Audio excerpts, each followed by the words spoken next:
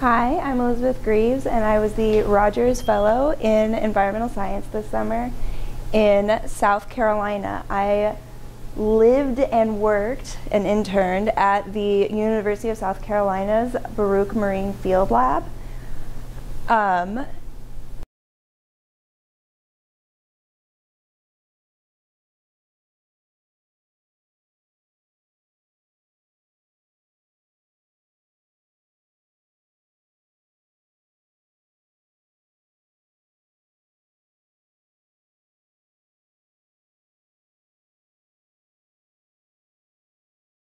It has, since post-Civil War era, been dedicated to long-term research of the environment and of both wetlands and forestry.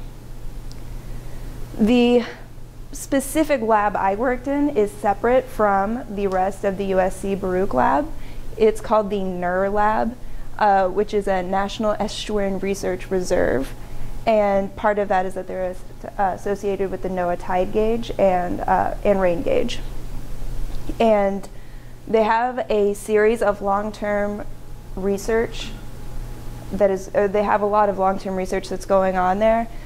These are a few examples of what they do, but they mostly focus on water and wetland, soil and plant response to sea level rise is the primary focus, although there are other like short-term projects that they're working on. I specifically worked as part of a long-term project that has been compiled by other previous summer research assistants, but they wanted me to specifically focus on the soils. So my specific project was looking at soil response to sea level rise.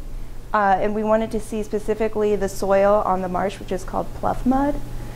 We wanted to see how spatially it changes based on not only sea level rise, but on a day-to-day basis through several different tidal cycles.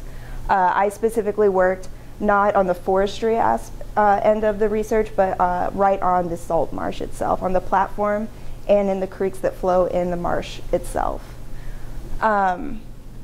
What we wanted to look at was where the sediment was coming from, how much of it was being deposited, how much of the sediment was organic or inorganic, and we wanted to see the size fraction distribution. We wanted to compare what was in the water column with what was settling out on the marsh. We also additionally wanted to compare the salt marsh platform itself with the creek, which turns out are two very different environments for sediment deposition.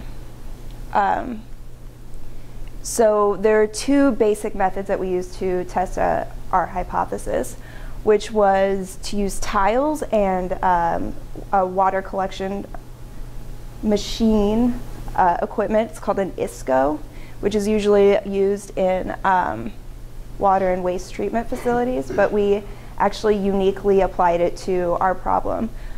This is one of the platforms. What I'm standing in that picture is the creek running through. What you see up there is the upper marsh platform. I actually built this platform out on the marsh by hanging off of a boat.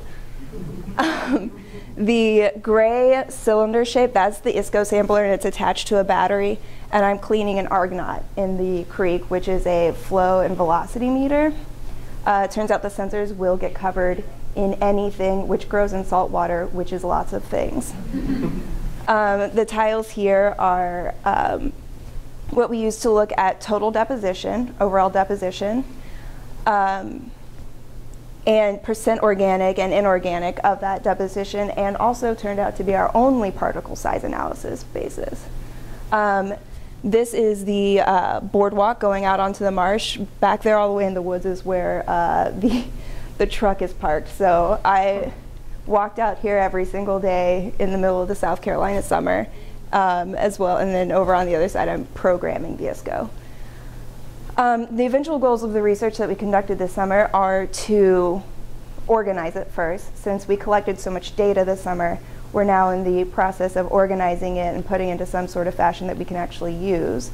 I pretty much collected data right up until the exact day that I left. So we decided at our last meeting, meeting of the minds, that I would continue doing this even after I left the fellowship, for myself and also to help them out, because we're going to try and present at a conference at the end of December. And we also hope that the research that we did this summer will help us apply for more money to more accurately test to give us a good enough data pool to then apply for more money to make a bigger study. So some things that I learned. So I learned how to pose a question and then find a way to answer it. Making myself build my own project made me realize A, how hard that is, and B, how hard it's going to be when I get to graduate school and try to figure out what I want to do and how I want to test it, and but let me know that I can do it. Which leads me to my second topic, when to jump ship, when to realize that the method you're using to test it just isn't going to work. We ran into that issue with we tried to use an experimental method for looking at short-term variation in sediment, and it turns out it was just not sensitive enough for what we needed, and we kept trying and recalibrating, and it just finally, my site mentor pat me on the back and was like, Lizzie, I just don't think this is going to work. And also I learned how to conduct myself in a lab and in the field, and how to use the instruments. Being familiar with lab and field methods is invaluable going into graduate school. I feel like I can go in with competency and at least ask how to use something without sounding very ignorant. And also getting a complete research experience, which I found is not very common for most people just interning at a science facility. Most people just end up acid washing things or doing something instead of being able to work on their own projects. So I got to do the field work, the lab processing, and then now being a part of the analysis, I really feel has prepared me to then go and do research. And lastly, I would like to thank both of my site mentors, Eric Smith and Ani. And I would like to especially thank Tracy Buck. She worked at the Baruch lab, and she was invaluable. She made me feel welcome and basically held my hand when I felt like I was going to go crazy. And to my faculty sponsor, Ron Dennison, everybody at the lab themselves, and John Mark Dean for making it possible.